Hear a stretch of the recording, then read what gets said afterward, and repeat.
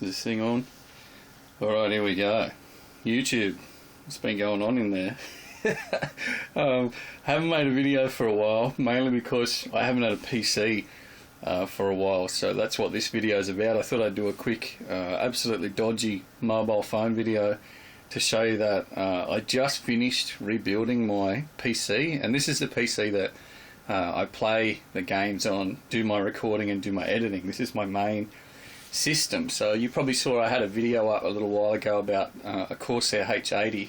I had problems with two of those, and I ended up getting one replaced. I got a brand new H80i, but I just didn't want to use it. It's pretty much, well, a case of what is it, once bitten, twice shy. So I really didn't want to put it back in the case. So what I did was designed a full custom water cooling loop for my particular system, and I'm really happy with how it turned out. So we'll quickly go through it for anyone that's interested in PC stuff. So I used to do videos like this years and years ago, where I used to show things that I used to do to my PC and do PC benchmarking and things like that, but it's not really something I've got into for a while. But anyway, I've got a Silverstone FT02 Fortress case, and you see down the bottom, I don't know if you can, let me see if I can get some better light there.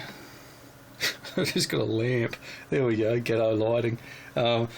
Usually in this case there's the 380mm fans, and underneath those is like these plastic cages that house filters, so that they filter the dust out. But if you remove those, you can actually fit a fairly large radiator down there. So that particular radiator is a Magical Triple 180 Slim.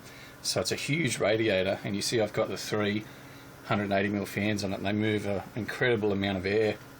Everything's connected with Primo Chill advanced LRT tubing. It's 1/2 inch, and it's all hooked up with Bits Power 1/2 inch compression fittings. I've got EK Supremacy full nickel block there. Again, it's hooked up with the Bits Power compression fittings there. It's keeping things quite cool. It's an i7 2600K. I've only got a mild overclock on it at the moment. It's running at about 4.4 gigahertz, and at full load in Prime 95 it doesn't crack over 40 degrees. So I think there's a lot more room there to maybe push it to that magical 5 gigahertz. Go down here, my pump.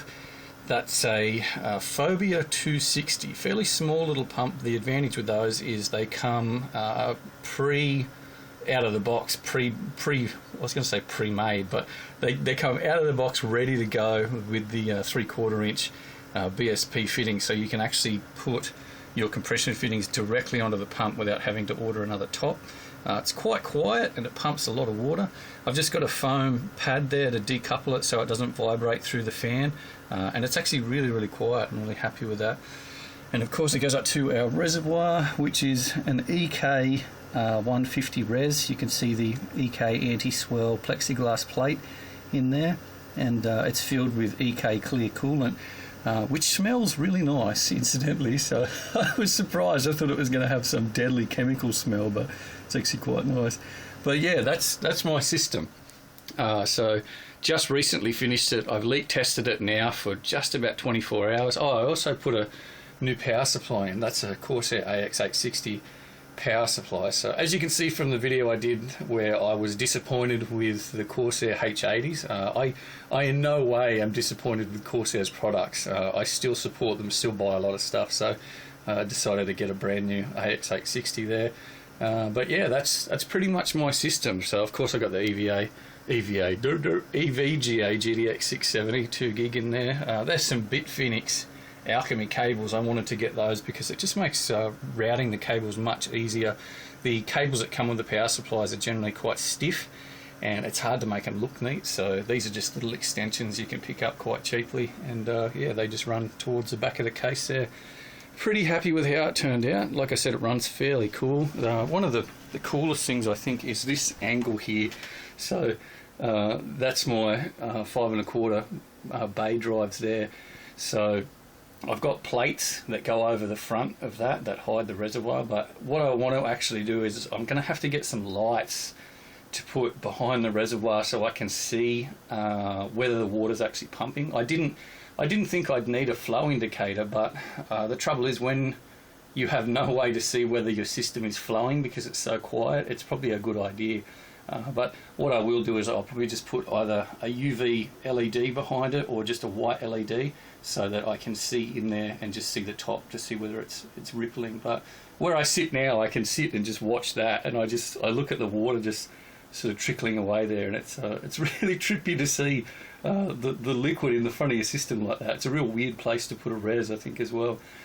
Something I should say, that's a Silverstone 5 1/4 bay drive adapter, and what I had to do was, you see at the bottom of the case where the pump and the reservoir is, there's usually your 3.5 inch hard drive bays there. I had to drill the rivets and pull those out, and you see that I've relocated them up here to the Silverstone bay adapter. But the trouble is, when you first buy that bay adapter, it is not meant to go in this case. You see where the PCI IO bracket is, you see that it sticks out way too far, and this cage I actually had to cut probably about 2.5 inches of the aluminium off all 4 sides of it.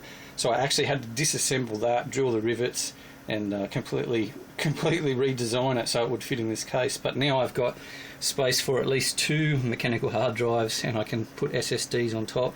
The only thing is you lose that top space. You can't use the top 2 spaces because the 3.5 inch drives will actually bump into that PCI IO there. So, but anyway, it's quite good, set up quite well. That's the top. Of course, a lot of people have asked, but my case is it's a 90-degree flip case, so the motherboard's actually flipped 90 degrees, so all your cables come out the top. It's a really good way to get a nice, neat looking system once the top's on and once the side's on, but it can lead to some troubles if you have short cables, because you do need a little bit of extra space along the top there to run the cable about an extra foot, about an extra 30 centimetres. But anyway, guys, that's my system.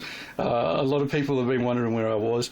I'll try and get back into some Dark Souls and some Borderlands 2 stuff, and maybe even some new stuff. I think Morning After Kill and the boys are playing, what is it, Payday 2, Payday the Heist 2. They want me to get that and see how that goes. But anyway, guys, I'm not dead. I wasn't abducted. I wasn't eaten by a camel.